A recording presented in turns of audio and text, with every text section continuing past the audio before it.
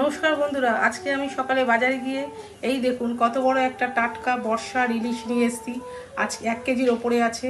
এটা দিয়ে আমি আজকে একটা রেসিপি বানাবো। একটা বড় গোটা ইলিশ তো আজকে খাওয়া যাবে না, আজকে একটা বানাবো, পরের দিন একটা বানাবো। বন্ধুরা দেখো কত বড় ইলিশ মাছ, এবার আমি নিজেই কাটবো। বাজার থেকে কেটে আনি, দেখতেই পাচ্ছ আমি কাটছি মাছটা কেন তোমাদের দেখাবো বলে।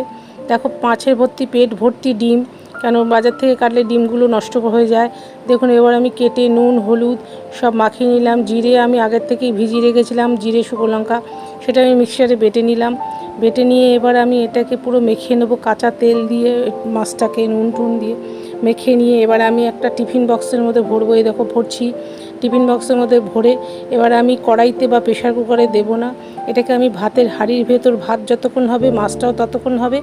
ভাত হয়ে গেছে, এবার নামিয়ে ফেলেছি। এটা একদম রেডি হয়ে গেছে পরিবেশনের জন্য। আপনারাও বানিয়ে খাবেন।